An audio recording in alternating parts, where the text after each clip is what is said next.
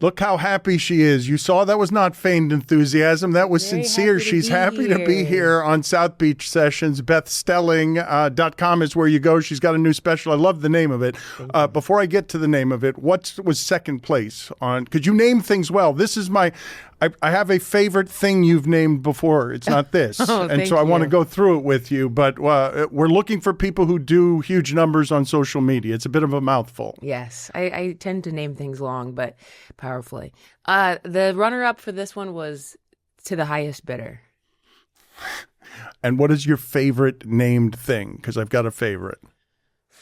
The funny thing is after you do it, once you have to say it for a long time, or people are like, I liked this, or they get it wrong enough, or whatever it is.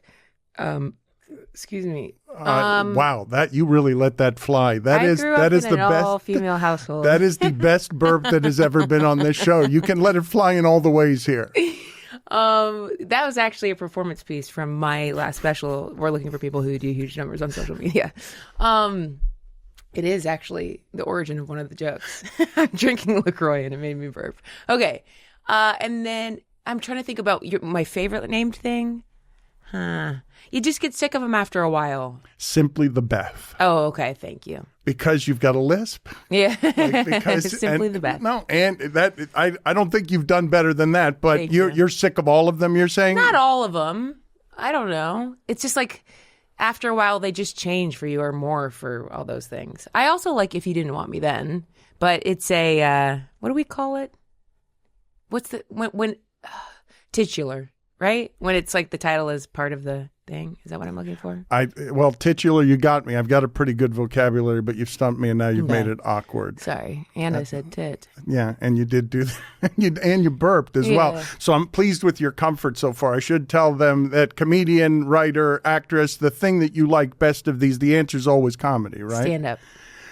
What is it that lured you at the very beginning to this? I think I was always fascinated with it, and it seems so scary and impossible to achieve because, you know, especially back then, there weren't exactly stand-up classes for me or things I could find in Dayton, Ohio, or even when I went to college a little further away in Southwest Ohio. So, but it was a friend of mine. I did speech and debate. I was like in the humorous category, which was like my first sort of foray into solo performance of comedy. And my friend Will Allen burned me the Jim Gaffigan CD. And I remember thinking like, oh, okay, this is what that is, you know, and being so curious about it because there's stuff you just don't know.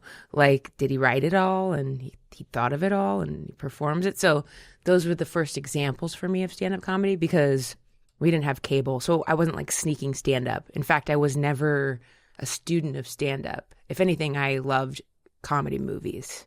So I got my laughs early from imitating Jim Carrey and Robin Williams. My introduction literally to stand-up is seeing Jay Leno on David Letterman and just having no access to what any of that was, like how it was happening, what it was. Yours, you have no path at this point, right? You're seeing something on television sometimes, but I didn't see any stand-up I recall on TV. Like it was always just those. Maybe I knew they did stand up or something, but they were just comedic actors that I loved and would imitate. And same for like Mike Myers, and I loved Whoopi Goldberg, Chris Rock.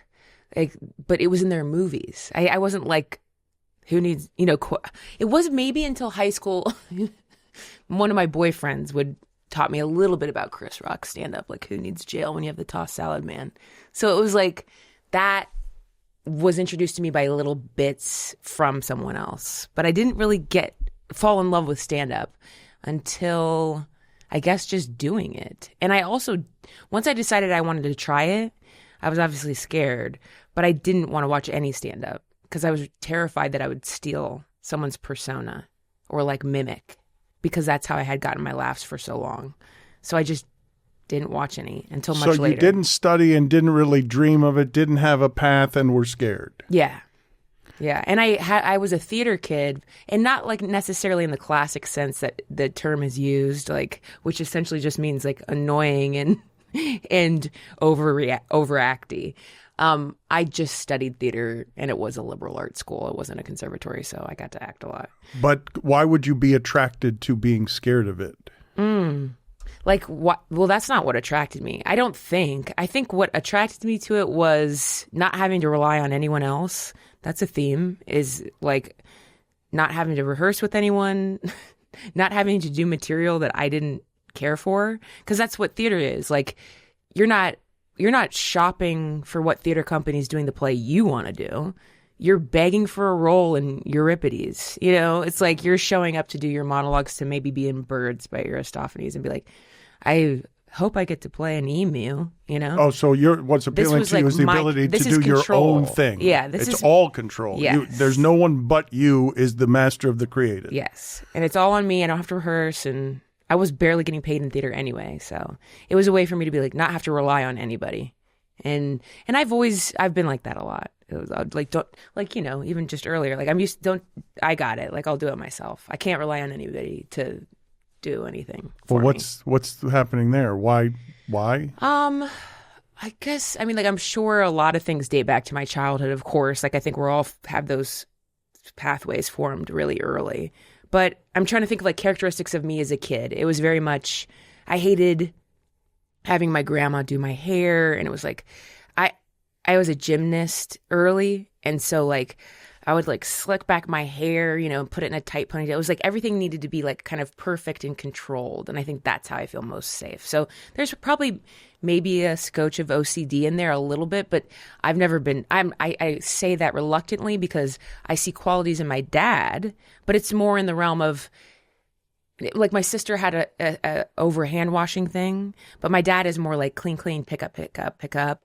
And so I think that's part of it. Also, we had to live with our grandparents for a little while, and my grandpa was a World War II vet, and it was very much like, don't touch the walls, no shoes, use only a few squares of toilet paper.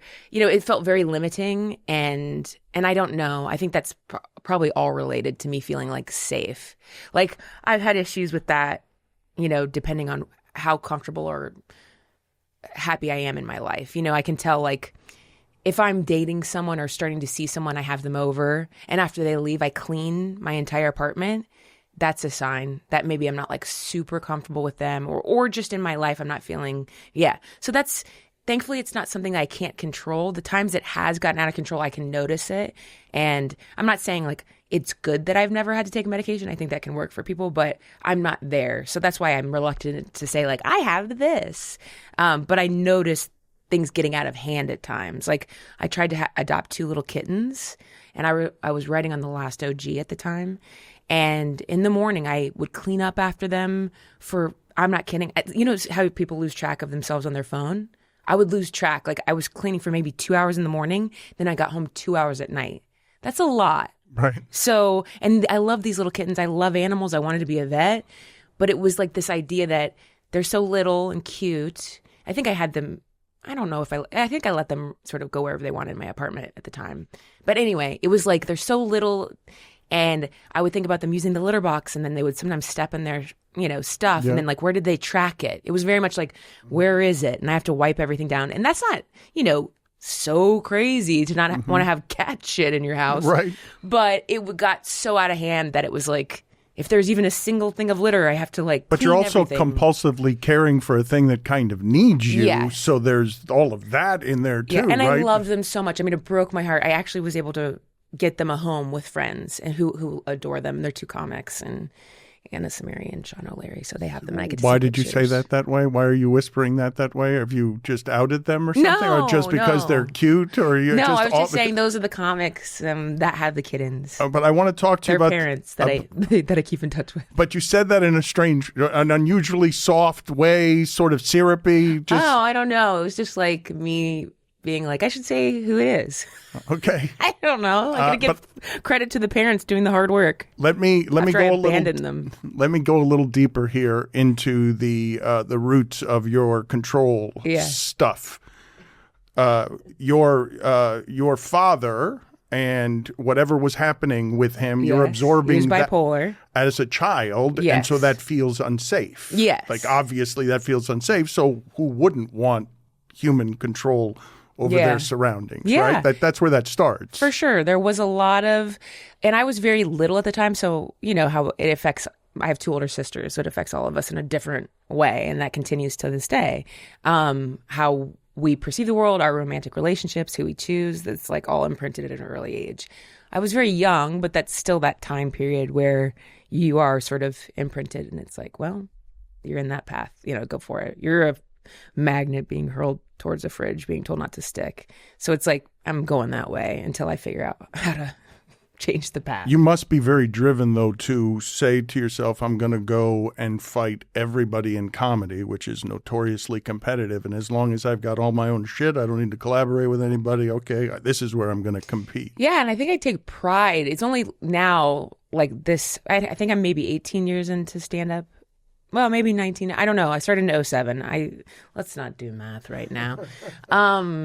But I think I'm more into collaborating now, having written on shows, having written jokes for other comics and enjoying punching other people up or offering them things and being paid for that. So now I do see it more collaborative. Whereas when I started, it felt very lone wolf. It's all on me. And that was the glory of it. Nobody helped me. This is all me. And I think that's like an interesting misconception that even happened for the longest time before maybe social media. When you would see someone on stage like getting an award, they're the star of it. And then once you get into the industry and you're like, no, 40 people made you that. And some people would think like my mom and this, and it's like, you're who you are because somebody wrote your words, somebody did your makeup, somebody, all the things. So I thought that was so interesting to see over time. I thought I noticed a shift of people giving credit to others than as opposed to the attitude of like, it's all me and you're welcome. Because that's a choice, I think. And I think it was like a theme for a long time, which was like accepting that you're the star and nobody's helped you get there. And not just in stand-up, but I mean like sort of in the acting and entertainment world too. Well, what would you go about saying to describe what the difficulties in your path were in No One Helped Me? Or I didn't, you're coming from Ohio, there's no schooling, I don't even know how you dreamt it up, right?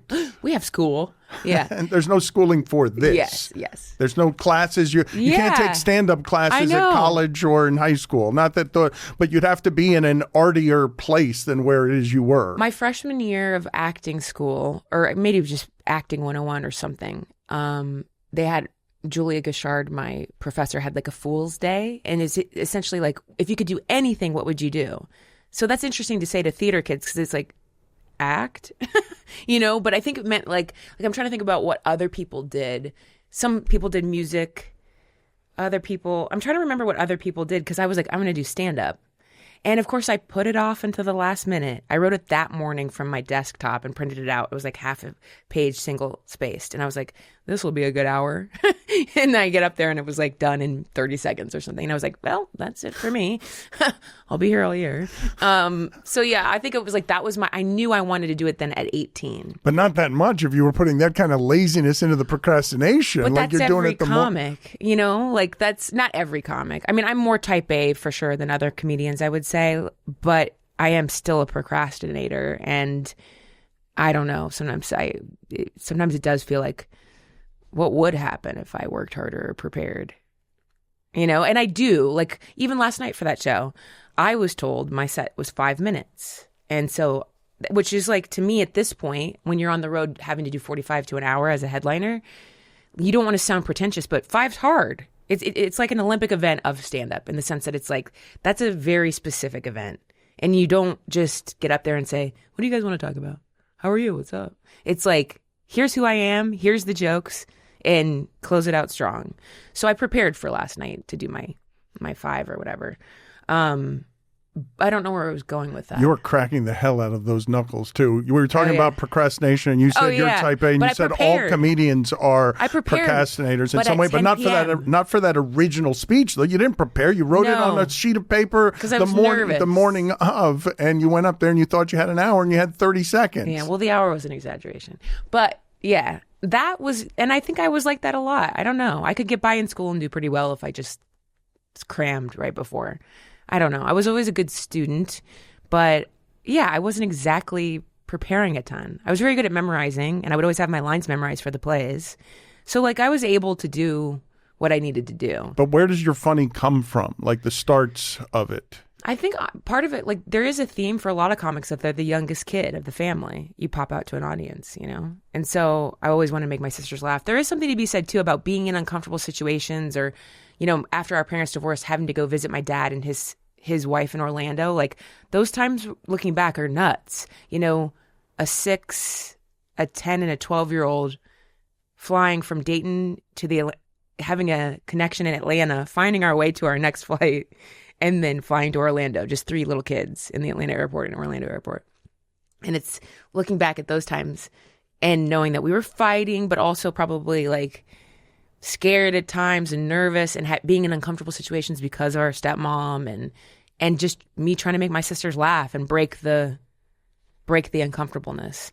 And I loved making my mom laugh. I loved making my sisters laugh. I think it was for sure a way to lighten things up. And I don't know if you exactly know you're in a strange situation, though, as a kid. In Orlando, when it's the 3 of you and it's just the 3 of you and you're taking a flight and you're going to a wedding that... Well, they already got married when we showed up. They were already married. Okay, so you were just going to an unusual place, a foreign land, traveling just yourselves, but you're also fighting in that age group over who's going to eat the peanuts. Yes. And you're also scared because why are we going to a different city unsupervised? And they got the cheapest flights on the AirTran, so it's like 2 of my sisters in this row and then 1 in the middle over here. And it was always like, Beth, you're in the middle. And then I would make a friend. I would like meet the lady next to me and like, I don't know, make a friend. So you were the little one and you were treated like the... Yeah, I think I was a little, I love my sisters. There was no like psychotic bullying of me. We were all close because we had to like stick together. So I've never had super rough patches with either of my sisters. Even when we had a recent rough patch with my sister, we sort of like lost her to one of her husbands and now she's sort of coming back to us. But she was very much isolated and in a bad situation. But are they looking, of course she's a stand-up comic. Like, do they see who, like they... Yes. They knew what you wanted from very early. Yes, I was a ham. And I loved, like, we didn't have money for like a camcorder or something, but if we got together at the cousin's house and there was a camera, I mean, I was like, I gotta get in front of that thing. Like my mom and I were talking and she remembers the time where she's a teacher, was a teacher, and she was a chaperone for the trip to Kings Island, which was like a theme park sort of, or roller coaster place, whatever. And she brought me with, and they let me on the loudspeaker. And she just said I was basically like just entertaining everybody on the ride there. And her students talked about it forever. I don't remember anything I said, but I remember doing that later again, whenever I could get on a bus or there was like a trip. My mom did some church choir stuff and we did like little tours. Anytime I could get on that mic, I would. And so what is it? What's the calling? Do you know? Like that's an unusual thing. Well, it's uncomfortable because I think in some ways to start stand-up, you have to be a little dumb, a little self-centered and like arrogant to be like, everybody's got to hear what I have to say. But I think the drive really was the attention, the feeling of getting a laugh that felt so good. So that's really what I was going after. It wasn't, at least I think, because I don't want to say like I loved the sound of my own voice, but like I loved being amplified. It was so fun. Mm-hmm. I mean, part of me wonders like who doesn't like that? Mm-hmm. Like I loved the checkout people at the grocery. Like that was another job I would have loved to do. I love that. That's so fun. And then they also get to go like this and say like, hey, we need somebody up here, a bagger or whatever. So that seems like fun to you, yeah. Does it? I would love that. Really? Is that just to have the control of the microphone to talk to the entire I think so, and scanning store? And talking to people. Well, you've had a number of these jobs, right? Weren't you working 2 and 3 jobs at a time? Like, tell us about what the actual dirty parts of success that no one knows about because the start is so unpleasant. Well, the first move for me was Chicago. So after Ohio, where I grew up and going to college there, I moved to Chicago with 2 boys from my theater program, Tim and Derek, and we got an apartment in Boys Town. On Oakdale. What else do they call it? Oh, Lakeview sort of area. And I had worked at a bagel shop in college, so they just sort of let me. It's not a transfer, but it was like, it was a friend of the family. Yeah. So I worked at the Chicago Bagel Authority right away. So that was really helpful to me to have something lined up. But I still needed more money. And so then I found babysitting jobs for people who would come into the bagel shop. So I was able to do both of those jobs. A hustler. And then stand up at night. And stand up that was great. In Chicago, you weren't making a ton of money, but the showcases paid, so it might cover your groceries or something, which is hilarious to say because groceries to me was I ate the bagels at the place that I worked, and then I would get stuff at CVS. Like that was grocery shopping. Right, sure. I always I don't know. A lot of Chicago scene especially, it's like late nights, lots of drinking, late night food, stuff like that. I always say like I'm not a huge drinker because I'm not. But back then, I think I have friends that are like, you drank. We were all drunk. I'm kind of like, well, you were.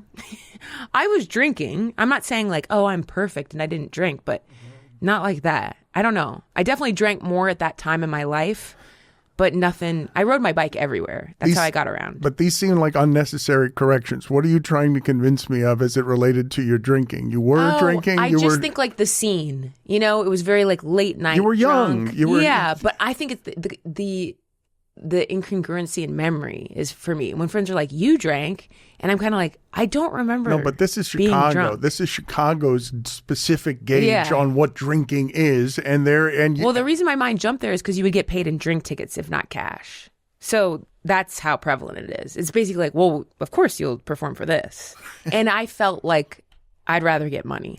Wouldn't everybody? Yeah. No, no. Not every. That's kind of what I mean. The scene was very fun and drinking. But the comic scene in general has a giant amount of nightlife in it, and I would assume a giant amount of drinking in it, because at least in part, once you come off stage, you're not going to go right to sleep. You're amplified. Yeah. And I think too, also though now more than ever, there's more sober people, and also your behavior, I think, has greater consequences. I mean, even just from like, if I'm getting asked about someone, or hey, should we hire this person, or what do you think about this person? I'm like, yeah, I mean, they're really funny, but they're hammered all the time.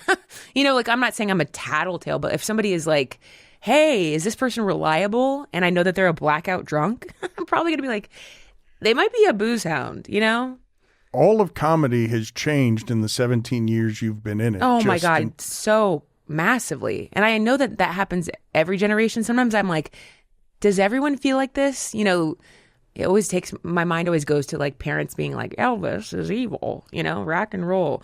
But like, I think we're moving at a lightning speed. Whereas before it was like, oh yeah, new things like that introduced. Things have always been shaking it up or changing or, making people uncomfortable, I guess. But I feel like we're moving at lightning speed in this industry, like how drastically things have changed. From when I started. Elaborate though on, because like if I think of somebody like Liz Winstead or HBO's Women of the Night, that was like a lineup of like tons of amazing female comics, and the shit they put up with to get there sucked. So like because they were able to talk about certain things and go through that made a path for me to be able to talk about certain things and feel like, oh, the women before me carved a path. So I felt that influence where those women fought for that. But I also at the time experienced what I had seen, which is, and I don't know if that's changed a ton, but very much one at a time. It was like women had one at a time. It was, I'm just trying to think of examples, like Sarah and then Chelsea and then Amy and then Allie. So it's like very much, here's this one, whereas opposed to the idea that we never think about that with male comics. It's like, it's all the guys. Well, we could do that, I suppose, with one fat guy or one small guy or one black guy, but like it, not as pronounced. But right, you have Eddie, you have Chris, you have Kevin. So it's like, and of course, generationally, there are gaps there. But yeah, I think that's always been the case. Early days of stand-up, I was very much getting questions always that were like, what's it like to be a female stand-up comedian? It's a little funny to think about that question now. A little, to be like, so you're asking a 22-year-old, what's it like being a female stand-up comedian? Kind of fun. It makes me feel a little ancient. Right. It's cool. They'd be like, and at the time, I remember making a very specific choice to say I loved it because I wanted other people to not be scared to start. Like, I wanted to be like, oh, it's great. Yeah, it means I'm like, I forget how I would phrase it, but I wanted it to seem like, hey, no big deal. But the truth is, like, there were totally deeply uncomfortable times and definite sexism and total line crossing. And, you know, like, and I don't just mean like, well, back then it was cool. It's like, no, it was never cool. I mean, I remember I stood in the back of the room of Fizz. These guys started a Comedians You Should Know show, which still exists. And it was great. It was really cool to be a part of, something really special. I remember being so proud I got on the show, invited my mom. She came up and watched me at Fizz, and my boyfriend Chris at the time would come. And I just felt really cool to be a part of that group. And often I was maybe one female on the lineup. And to your point, one black guy, one female, the rest, you know, straight white dudes. And this is the north side of Chicago. It's very different. You know, like the south side and the north side were quite different scenes. But, and I was standing in the back of the room waiting to go up, and Junior Stopka, one of the guys that ran the show, came up behind me, and like, he's like, I don't even know, over 6 feet, huge person. I think he was a boxer. Wound up and smacked my ass, like to the point where it like took my breath away. And the way I'm 22, 23, I was like, how do I handle this? Act like it doesn't bother me. Stand there. I think I did like defend myself in the moment. I wasn't like, because it hurt and it like really shocked me. So I think I said, oh my God, or why did you do that? Or stop. And maybe another guy may have said something. I forget. It's all a blur. It's so long ago. But like, that's crazy. And I had another more supportive guy who booked me on a lot of shows. And this seems harmless, you know, come up to me and he would grab my pigtails and do that stuff, which that seems like nothing. And it's not like I'm saying it's so awful. But, you know, just the idea of anybody feeling like they had access to me or my body is like a crazy thing to be dealing with when you're just waiting to go on stage. And I don't know. So it felt very much like a boys' club that you want to be a part of and you want to be cool about it and sort of hang. And I think that as I've aged and just been more comfortable in my comedy myself, because those guys are all still there. They never left. And I don't know if they still do comedy or not. But it's like now I'm not really worried about what they would think. Like I'll say whatever I need to say. Whereas before, I think I was scared to sort of speak out or say something that felt like an injustice, or, you know, it felt like I couldn't tell anybody about great. certain I mean, there's things. great power in that. Do you feel like you were lying when you were saying whatever you were trying to remember there as the stock phrase on what you would say? You just felt you would say it's great. Oh, yeah. I don't know if I was lying because it's not like it was horrific. That's why I brought up the women of the night. Like, I'm sure they dealt with stuff that sucked. And so I'm like, it wasn't like every day was terrible. But by the end of like my 3rd year, I remember thinking about stopping because one of the guys on the scene like kind of had a crush on me, but I didn't really reciprocate. And then he got a little upset. And then his friend who smacked me sort of was trying to intimidate me, saying because I wouldn't have him on my show, I was taking work for him. I'm like, I'm taking 2 drink tickets from him, you know, but I didn't know how to stand up for myself as well. And I remember being scared and hating it. And we had to do a fundraiser at the Playground Theater. It was like a 24-hour sort of, I don't know, what do they call that again? It's like, that used to be really popular. It was like a 24-hour marathon. Yeah. A telethon, yeah. And I remember my spot time was like 1 a.m. or something. And it was barely anyone there. And those guys were in the back. And I'm on stage. And it's just so uncomfortable because they were like heckling me. And I was like, I want to stop. I hate this. Oh, wow. You got to hating it. Yeah. You got to hate within 3 years. Yeah. And I was very sad. And like, you know, Chicago's rough. It's like, because like winter is so long, you know? And so I remember being like just depressed and, you know, I wasn't like living a really super healthy life in the sense like what I told you, like I ate my bagels and I ate at CVS and, you know, it's not, like I wasn't taking care of myself and feeling great. I rode my bike a lot, but yeah, just like paid and drink tickets. And I remember it being so dark there. I was just like, I think I'm done. I didn't know what I wanted to do, but I was like, maybe I'll move home. And then the Chicago Reader came out. My friend Emily Giant texted me. She was one of my theater friends from Miami. And she said, did you pick up the Chicago Reader? And I said, no. And she's like, go look at it. And Steve Heisler, the writer at the time, the comedy critic, had named me the best stand-up in Chicago.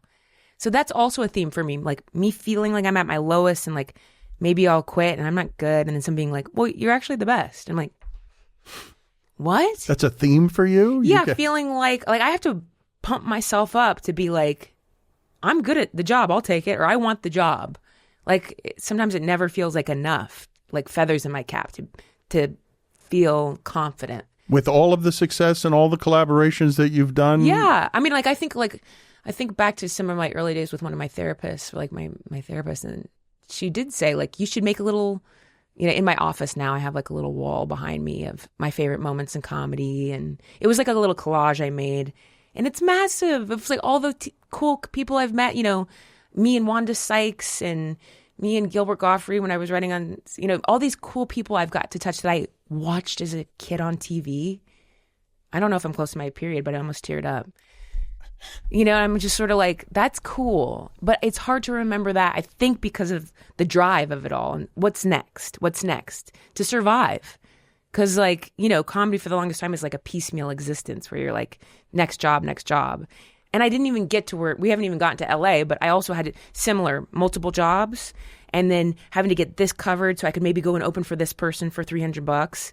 But then I can't lose this job. No, but I want to hear about all of those, like how you had to piece together the whole journey. But what you hadn't realized as you were doing it that you are now in and a part of the world, and the world is a very small world. It's 1,000 of you or whatever who make a living making other people laugh, and now you're in their company. You didn't realize that you had already arrived? No, I don't think so. Because I think there is sometimes that feeling of like high school and stand up where like there's the seniors and the juniors, and like when I was coming into Chicago as like a freshman, Jared Logan, Kumail Nanjiani, all those guys were about to leave. So it felt like, but I know Kumail now and we have a mutual respect. And so I think that those moments are hard to like really wrap your mind around. But those moments have happened for me and it's incredible, So I do think I'm able to, if I sit down and really remind myself, I could say, come on, you're good. You're good at your job. You know how to do it. But I don't know where that. When did you stop being scared? Of like. Just, you said you were scared. Yeah. You said you were scared of all. Stage. No, all of it. I'm talking about all of it, where you're scared to speak up. You're scared to say, you have to lie during the interviews because you're not quite comfortable enough that I know I can do this. I know I'm good at it, and the industry has to change enough so that you have to be rewarded for being able to just do it yourself. You don't need a whole lot of backing. Yeah, I see what you mean. Like when I was saying like, oh, it's great being a stand-up comic. It's not that I was lying because it was great. Let's think about it. I'm the only female on the show because the other one's across town doing the other show. So it's like I did stand out, but back then, what's it like to be a stand-up comic? Well, I'm also representing an entire gender on a lineup. That's not really fair because the other 4 dudes are not representing men. You would go see a showcase of all of us. And if 2 guys eat shit and you hate them, but the other 2 kill, you never leave that show going, men aren't very good. Even though the statistics would say men are bad at comedy. But that never happens. It's always like, women aren't funny if I didn't have a good set or whatever. So that was the pressure there. And so, yes, I think I wanted more people to feel welcome. Like, come over, it's fun. But that danger was there too of like girls entering, dating comics, and then just becoming his girlfriend. Like there's just like, there is, being male dominated, there is that little power imbalance. That the times I started to feel more power are when I was selling tickets, because that is power. Like, even if you're showing up as an early headliner to a comedy club and you're not selling, you have no power. It's like, thanks, I'm lucky to be here. I'm just lucky to be here. And I never had goals of shifting into a monster of like, you're welcome. But that does win. That does get rewarded, that behavior and type of ego. Really? Yeah? Yeah. I think like sometimes I have felt like maybe I have to be a psycho to make it really, far. I don't think that's true, of course, of everyone, but there is a switch I've seen happen for sure in people, or it was always there. But yeah, I think I'm like, the times that I actually shifted into feeling like I deserve to be here is just when more people showed up to a comedy club to see me headline. You can feel the shift, the tides, like as opposed to a papered room of like, I guess we'll go see comedy tonight versus like, let's go see Beth Stelling tonight. So then you can feel it in the crowd. And it takes years, at least for me. Well, and they're rooting for you, right? Yeah. I don't know if it makes it any easier, but they come to see you. And so the expectation is where you've set the standard, which is where you can meet it. Yeah, I would come. Another thing I worked on in therapy was like suiting up for battle versus coming out like I got us, and they're here to see me. We're all here to have fun. Well, I mean, what grace there must be in that. Like that's a totally different way of performing. It's fighting the audience versus enjoying where your life has taken you with the audience. Yeah. So I think it's like, you know, a lot of people, speaking of like everybody, what we were saying, talks about on the internet, like I have OCD or I have ADHD or I have this, but there's a lot of inner child work talked about. And I think for me, that was part of it, which was like doing some of that work, which is like, you don't have to be scared because I know better now. Like I'll take care of us. Like I'll stand up for us if need be. So it was like that idea of I'm not a little girl anymore that just gets pushed around and taken to wherever. Like I know what to do. So you don't need to be scared, you know? So that was like a mind shift for sure. If I'm metaphorically talking about. Well, no, but it's also you become an adult, and also you're soothing this person who needs this much control because she needs to have this control in order to feel safe because everything feels unsafe. And there was a long time where I thought, should I keep doing this? It gives me anxiety. Like I had a boyfriend that I dated my early years out here in LA that was still in Ohio. He was like my college crush, and I had loved him for so long, and then I finally started dating him, and I think he would have like that always feels like, what is the sliding doors thing or whatever? That always feels like if I had taken that path, my life would not be this. And that's always those things. I don't like look back and go, oh, I ruined my life or I made a bad choice. And who knows if it would have really worked out. He's married now and has children and is very happy. But say I had at that time when I was like, should I keep doing this? Because I don't love the idea of mining every day and every part, the exhaustion of like, well, is this a joke? Is that a joke? In fact, it bothered me to be around comics that were like, wait, what did I say that was funny? Let me write that down. This is before iPhones, you know? Or yeah, before iPhones. I would be like, ew, like be in the moment, be authentic, be with me. And yet I also envied them. I wish I could do that. I said so much funny stuff at dinner, but I was just trying to be like in it and present and human so then that got exhausting, and other people will be exhausted by that if they don't know what your job is or push you to do that. And I think my boyfriend at the time felt like, you're so creative, like just move back home with me and I could get you an advertising job. You'd kill it. And that's not like rude. I think that he would have liked to be close to me or maybe had our life together. I don't know. So yeah, I thought about that. Okay, I could be creative in a different way. And he even was like, you could open a comedy club here. Like a lot of beautiful ideas. But I was battling the exhaustion of like, should I keep doing this? Is it bad to like mine every moment?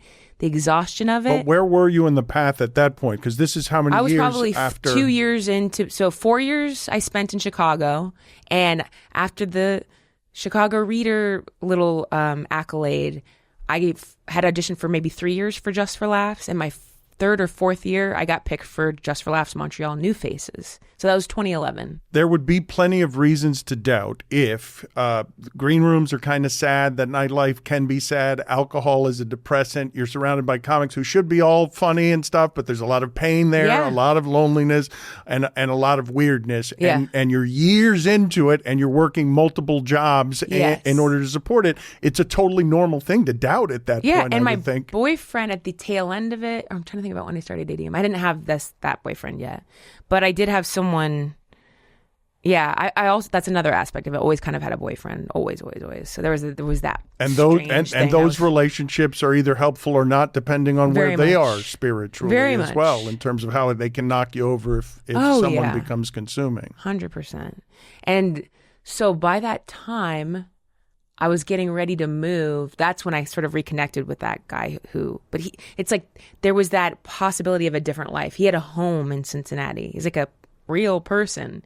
And we talk about like being, becoming an adult. Well, that didn't happen for me for a long time. And I still sometimes don't feel like that. I think that's part of life too for a lot of people. Like, how am I 60? I'm not 60, but you know what I mean? How did I get here? Well, in a recent special, you tackled idea of getting to 40, right? Yeah.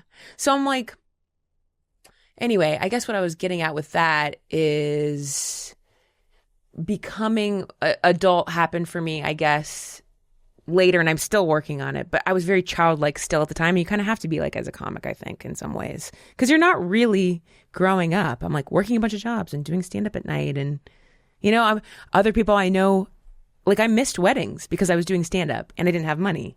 So almost all my college friends got married and I wasn't at their weddings. I'll be honest, sometimes it was just like I wanted to do the show. It doesn't mean it was like, I wasn't doing the Tonight Show. I was doing just a show in Chicago. I can't make it. I have a show. You did. And I probably didn't have money to get there. But I missed like those moments for them. And then they start having kids. And so then it really felt like I'm just like a big kid and I'll never grow up. And then the move to LA happened after I got New Faces. That was sort of like my little impetus to move there. They wouldn't take drink tickets on the registry? No. You had plenty of those. I probably owe them many gifts still to this day. But you get to sort of forever remain a child in some parts of the work that you're doing. But for 17 years, you're now a craftsperson. Yeah. You've spent 17 years sculpting, writing, and a very specific skill set that would give you some sort of mastery after this much time. Yeah. And at that time, I think the first feeling I felt of like, I got a hold on this was probably 2012 or 2013. So that would have been 6 years in. Wow. Okay. And that was out here at Meltdown Comic Book Shop. They had a show in the back that Kumail and Jonah ran that was so fun on Wednesdays. But then I got to do like an evening with, and that was my first like headlining set in LA. And I was like, I think I am who I am on stage. I think I know me now on stage. Wow. That's pretty early, no? Like six years to feel like... Yeah, I didn't feel like this is it. I'm the best. No, but I just felt, I think I'm the closest to myself I've been on stage. So that was the first time. Because when I first started, I was very quiet and deadpan. That's just kind of how it came out of me. I don't know. But... yeah, it was a little more my personality is when that started. But it's not a costume for you. 6 years in, you're going on stage and being like, okay, I've refined the elements of this. I'm going to speak to the audience, but I know what I'm doing, and I have a better idea of who I am. Yeah. And I still get I still am pretty, I don't know, I'm in and out of, because my first time doing stand-up, it's like as a theater person, I wrote it like a monologue, and then I needed to act it and pass it off like it was off the cuff. So, and then I moved away from that, writing a big chunk, and it just tried the jokes on stage and then would just write the word, like a set list. So I still struggle sometimes with like sticking to, I guess, a bit of a script. I mean, like a joke is, you do need to say it pretty much the same way every time. But I'm now more than ever playing with different ways into the joke and maybe the idea of what I'm saying. Because I can get really set in like the exact way I say it and the order of it. And I'm like, lately, like in Kansas City a couple weekends ago, I was like, I'm just going to open with my closer. That's not groundbreaking. Some people do that sometimes just to shake it up. But I was like, I'm going to do that and move it forward. And it's like, yeah, I made a really fun difference. And so I'm in this place where comedy's changing so much. What used to be touring towards an hour and then performance has been like, now I'm just giving my work away for free on YouTube. They're looking for people who do huge numbers on social media. So I just put it out myself now because I don't want to really wait for someone or wait for followers. Or it's kind of funny. It would be interesting if I pulled like I think back in, who knows, 2011 or 12, I remember Joe Mandy, who's a comic and writer, bought like 1 million followers and was open about it. It was like kind of a bit. He was always doing strange things. I'm like, I should have just do that. And then when I send you my special and you go, we love it, but we're looking for people who do huge numbers. I was like, well, I do. I have it. Mm-hmm. Does that help you? Like that's what's become the difference now for at least people at my level. Obviously, they're going to stick with famous people who have the millions already, the Chappelles and Tom and Nate and all those people. But you also have, though, the freedom of and of you're in control. Yeah. Like you said you want the control. But I always was, like, I don't know. Even my half hour on Netflix, it was very much like I did the exact time. So it was like, you can't really cut anything because I did my time, Like that was my control over that. And Girl Daddy, which is on HBO Max, I don't think I had to fight for anything. One line they wanted to take out, a pedophile joke. What was working with Conan O'Brien like on, because you mentioned that special, and I've always thought that he's an unbelievable genius and that people probably don't have any idea what roils within there. It has to be an extraordinary ambition as well. I really like Conan a lot. We didn't really work closely on my special. He was very kind. Like, really the extent of it was Team Coco being like given the task of slotting HBO Max's first specials. And JP Buck was the person who would select all the comics for Conan. So that's really my But according to Conan's tastes, right? Because like he's Yes. So I really worked more with JP on it. Conan wrote me a really nice note that I still have framed, that was basically go out and be yourself. You're so funny. And I did Conan twice, but I suffer from I shouldn't be here. And will that even air? So it's not that it was. I don't think that's an actual malady. I don't think that's an ailment. I suffer from, will this even air? It feels terrible. I shouldn't be here. Yeah. What are the symptoms for this malady? Is this I shouldn't real? be here. Is this real? Like I felt, it does. I didn't ruin it for myself, but I kind of did. Like those moments where it was like, I get to do late night. Even that second one, I remember he came over to shake my hand, and I was like, they were laughing so much, I could barely get stuff out. He's like, well, I'll tell him to, he said something like, well, I'll tell him to shut up next time or something. He's sharp, but he can be like, and I was like, oh shit, I shouldn't have said that, So we were never like close. I didn't feel comfortable. He's not someone I felt like super comfortable riffing with. It was like a scarier overlord to me. Right. And it doesn't mean like he did things to me to make me feel that way. It's just it's the aura of him. I get what you're saying. But also that is so impeccably, vulnerably not doing any self-assessment on anything, to saying to Conan O'Brien after you've killed, they were laughing so hard I couldn't even get out. It sounds obnoxious, right? Even though you're just being like, why am I here? It's just, but that's the thing. Insecurity can be so annoying. And I can annoy myself with it. It's like, when are you going to stop? That's so irritating. Like, shut up and take a bow, So I do feel like sometimes I ruin a little bit of that for myself, the joy of it. Well, but I mean, how could that not? That sounds like you killed on late night. Well, because I'll get a snapshot of something horrific someone will say to me online, and then that'll be a little. Well, that's human nature, to see the one negative thing when you're getting nothing but applause and 40 things. But I imagine in your show you could also see the guy who's bored or I'm trying to think about something that happened. Yes, I'm trying to think about it's like sometimes things that's the trouble of the internet. Like I can get stuck with something someone said to me, and that overshadows the experience. Like I'm trying to think about what that. Oh yeah, I play field hockey. I've taken like the last year off actually, but I was playing for the U.S. Women's Masters field hockey team, and we were in Buenos Aires for the not the World Cup, a giant important Pan Ams, championship, the Pan Ams. So, and that must have been December of 23. So my special had just come out on Netflix. If you didn't want me then, they just licensed it for 2 years, so now it's on YouTube. But it just came out. The New York Times wrote it up beautifully. Somebody, Heather Ann Campbell, who I wrote with on Rick and Morty. So I'm finishing the game in Buenos Aires. I think we did okay. We ended up getting second overall, but the game I think went okay. I get a text message from Heather Ann that's like, "Did you see this?" I'm like, "Oh my gosh, I didn't. I'm in Argentina." And then on Instagram, Allie Colbert posts a clip from her podcast where I'm like sort of glazed. I hate doing podcasts and having to perform my bit. Like I know that a good egomaniacal comic will just let it rip and let the people at home think you're just coming up with it and killing, but it pains me. So I think I was like glazing over the bit a little bit. And she's like, "You had that great joke about, men not being good at going down on you." And I was like, "Oh yeah, sometimes they're so bad. I'm like, let me down there, So like that's the exchange a little. And then people are losing their minds. Men are losing their minds in the comments saying the most horrific things about me. And that's what I remember.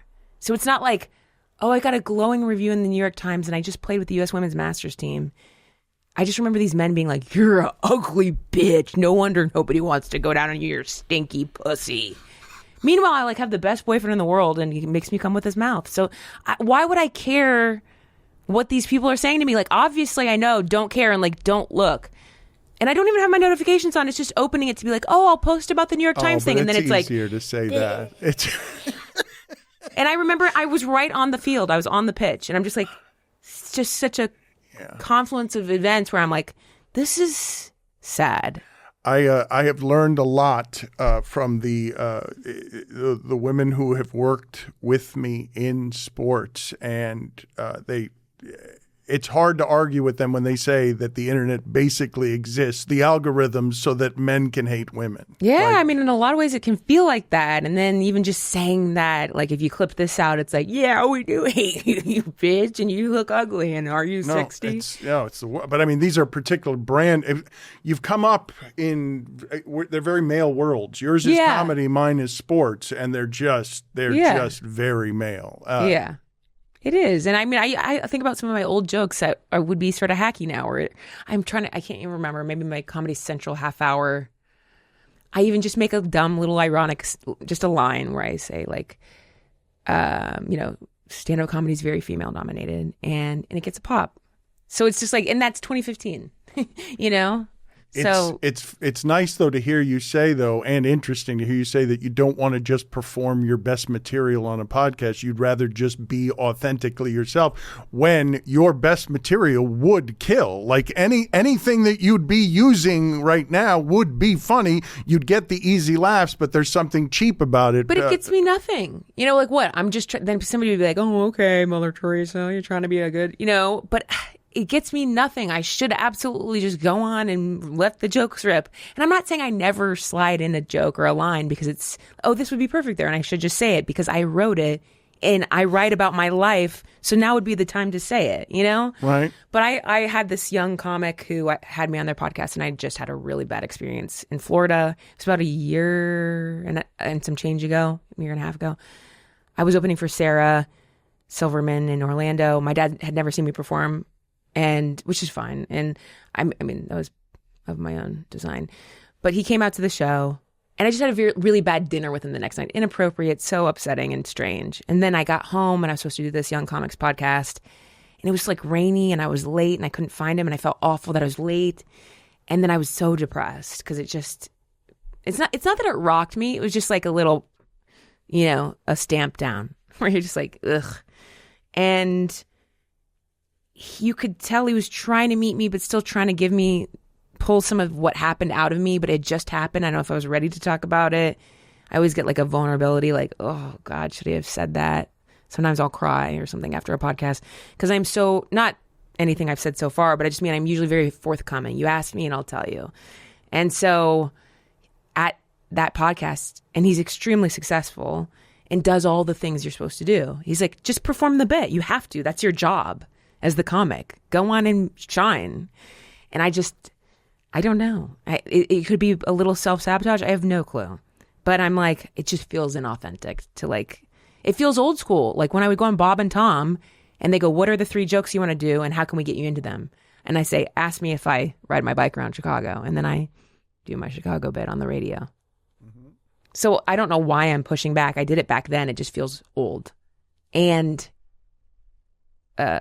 what am I trying to say? I think it feels like inauthentic or not reaching you where you've grown to. You don't want to just get cheap laughs. You want to do your act. But the way that you ventured into that, it seems like anybody would be in a bad mood after having a traumatizing dinner with their father, who I don't know which details you want or don't want to reveal. I've about, now like, talked about it. But how complicated that whole relationship is. Very. And then you're trying to reconnect with him for something that feels loving and it doesn't go right. Right. Like that's a fairly large trauma, I think, whether you're an adult or a child. Yeah. Or an adult trying to heal a child. Right. And I think like my dad one is complicated because ultimately, you know, back in the 80s when they were divorced and everything that went down with my parents and there was domestic violence and essentially like, and I think many professionals would agree, like we should have never been sent down there after what happened with our family and in our childhood. And so looking back, you know, we had a court-ordered therapist that we saw, and there were visitation before all of that to get us used to seeing them again. But our childhood therapist, interestingly enough, like each of us have gone back to her based upon an event in our adult life. And she was just assigned to us by the courts when we were 3, 6, and, you know, whatever that is, our differences. Now I got to do the math. Not. You said before we're not doing math. You said before we're not doing math when it was. Anyway, Pam, Dr. Pam. But we all kind of went back to her at different times. And oddly enough, and maybe it's not odd because I was the youngest, I've always been the quickest to be like, to my dad, And it felt right. I was like, no, you're done. And then seeing my older sisters, and we've talked about this, give him another chance and go back and keep going back. I'd be like, it wasn't like, well, I guess I will. It wasn't like I was just sort of like, well, Megan's smart. I guess I can try again. And of course, there's like a biological pull as well. But it's like, but then behavior again would happen. But you're skipping right past the mental illness part. Your Yeah. normal's not normal. Yeah. It's clinically, medically not. I 100%. I don't want to say pejoratively not sane, but Yeah. mental, you're not talking about a mild mental illness. You were dealing Right. with some things that are my father, Yeah. who should be keeping me safe, can't Right. be trusted to be stable. Yes, very much. Yeah, 100%. And so when I would cut him off because of things he said or did, my sisters would go back, I would be like, okay, I guess I'll try again. And then eventually, there was like plateaus or whatever, in the sense where it's like I pick up the phone and it's more like enduring a weird exchange. And it became like I wouldn't answer, but then I felt bad. A couple weeks go by, I guess I'll call him back, because my battery went enough to call. It would drain me, and then I need to wait 3 months before I could do it again, or 2 months. But there were the events of him saying things, and last January was one of those. So that was for me probably the final straw of my dad. And I think, and for my sisters actually too. So this is the first time that's happened where none of us talk to him anymore. What have you discovered about yourself in relationships with men that gets impacted with whatever it is was your relationship with him? I think as a child, from 6 on, that's the other crazy part. He married an alcoholic. So then what did I do? I chose a job where I fly everywhere to entertain alcoholics. I mean, you couldn't write it better. So it's just sort of like, that's how mine worked out. But, So I married comedy. Yeah. 3 kids, all reacting somewhat differently. I'd say my oldest sister, being the sort of second mom there, having to step into that position for a bit because my mom did suffer and had to recover. So she sort of stepped into that role, and her response to all of it, I would say, is just like a sort of an overcorrection. She still is sort of like maintaining like a power grip on everything. I mean, it doesn't mean she's never laid back or fun. She's hilarious. But it was very much like, that's not happening in my house. And it hasn't, and she has very strong boundaries and things like that. And she's a great mom and is in a marriage. And then my middle sister has been more affected, I would say, in sort of going towards that sort of chaos of a man or the relationship and trying to repair that probably over and over again with the wrong people, I would say. But yeah, and for me, it's just sort of like kids going and sent to an unsafe place. It's like, yeah, of course, you're going to be dealing with those feelings that are very complicated like that. We probably should have never had to deal with that. But then again, would I be a comic if I wasn't going to a nudist colony as like, a 7-year-old with my dad and his wife and, being taken to Margaritaville and her getting hammered and throwing salt at us and calling us vampires? It's like, those are some of my earliest stand-up stories, is getting called a vampire by my stepmom. While throwing salt at you, right. And the punchline back then was like, wrong seasoning, it's garlic, So it's like, You're bored by your own joke, and it's a great joke. You're bored by it because it's such an old joke, and yeah. But I've started to rejuvenate that, because after that dinner, I stopped for a while. She called one time. I joke about it in the Landlord special, which is on my YouTube, because I stopped talking about her for a long time because she called and asked me not to. And she was like, I'm not drinking anymore. If you didn't talk about me, that'd be great. I'm like, And when I first moved out here, I really felt that. I was like, I don't want her to be a part of any of my success. And I meant it. Like, 'cause I don't need to tell stories about her to be a good comic, because that was my entry, was sort of getting those stories out. And some self-deprecating stuff, which my mom, of course, hated. But that was my early sort of themes. And then I was like, fine, I don't need you. And I thought about going by my mom's last name for a little while, because that's how I felt. Like, I don't want to be. But I didn't. I went by my legal name. But I forget where I was going with that. I don't. It was the relationships with men. Is where it is we were headed. Like how they were informed by what it is that was happening. Right. With And your father. she had asked me to like not talk about it, I suppose. My dad, on the other hand, has always been like, talk about whatever you want. And I think it's because he does love entertaining and he likes the limelight. And it's like, sometimes it feels like too much to get into in our amount of time we have together, because it's like so big. I mean, my dad moved to Orlando. I have a joke about it that he moved to Orlando to become an actor, which is not where you go. And he started his own business down there, which is basically a sign spinner. He devises these characters and then stands in front of the businesses. And that was some of our earliest jobs. We would just sit in the car and bring him water, and he would pay us. And that was like fun. And we were like, there were good times for sure, going to the beach with a man who was just dressed like a pizza, like anything we wanted at 7-Eleven. There was like a lot of weird fun times. We go-karting. Like there are good memories. Like me in my lifetime having dated different types of men, I've dated an abusive men. It's like they're not all bad, which is why you are there, why you got pulled in, or so there are good times. Everybody contains multitudes. But I think with him in particular, the relationship has just become something like I'm not really willing to try again anymore for. And because of that, he's always said, talk about whatever you want. But when his wife had asked me that, whenever that was 15 years ago, I was like, fine. And now I'm like, I'll talk about whatever I want because I lived it. But that is my dad's perspective anyway. So I have brought back that vampire story within this new chunk of material that was inspired by last January.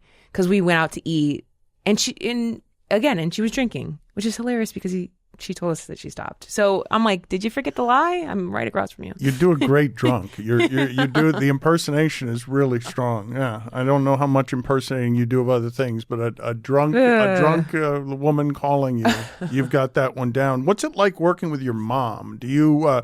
What are the challenges? I worked with my dad for 8 years on television. Oh, cool. I did a show with him, and it was meant to make him the star of the show because he's ridiculous funny. He was doing the show in his second language. And that's cool. But it had its challenges. Yeah. I think for the most part, the times I've worked with my mom mainly was the podcast that we had together, and we would call comedians moms. And my mom really loved that. And we were doing that during the pandemic, and it was so sweet and so fun.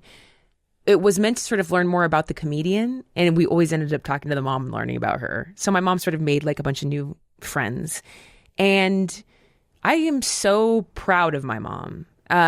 Being someone who's able to like receive new information and change and grow as she ages and learn new things and be open to that. So yeah, even if she said something that was like, ooh, that's like not really right anymore, or like, that's not what we feel, I would talk about it with her and she'd go, okay, thank you for telling me that. I didn't think about it that way. And people got to listen to that and hear the change like in person without embarrassing her or making it seem like she's a bad person or something like that. And this is not something that happened often, but something to answer your question, like, were there challenges? And it's like, that's kind of the little minimalist part of it. So it was a joy to do then. It was like all of it, just making it, connecting with her. We there. even got to do Just for Laughs Montreal before the pandemic, and we did our podcast live with a couple of moms. And the cutest thing, it's like we're finally live, and she'd be talking, and then just the microphone would slowly lower, and I'd reach over and put the microphone back up to her mouth, because she's like a little shy. She's not a ham, but she's funny in her own sort of amazing naivete. Yeah, no, when I think back on what it is that I did with my father, I would have liked to have been more gentle. And I wasn't not gentle. Yeah. He required a great deal of patience. But the snapshots I have is he's doing his best. This isn't his chosen profession. He's doing it with me daily. I feel like I should have had endless patience with him. Yeah, but that's hard. It is hard to do with your own parent. Well, and I've had a dark mantra that I have said to myself when I catch myself being an asshole, which is like, she'll die and your life will be over. So remember that, Thank you. I think that's the perfect punctuation on everything we've done here, don't you? Like, that's it. Let's just end it that way. BethStelling.com is where you go if you want her special. I have to read it just because it's so many words. Yeah, We're looking for people who do huge numbers on social media. She's funny. She's great. Thank you for sharing this time with us. Thank you for having me. Sorry I talk so much. That's what we do here. That's the whole thing. That's the whole exercise. It's why you were brought in here. It always feels like there's just so much to cover. And if I unearth like one rock of the thing, we're never going anywhere Well, but else. I went to the big rocks though, right? Yeah. Like I'm going, let's go to dad trauma. Yeah. It's one of the big ones. It's so big.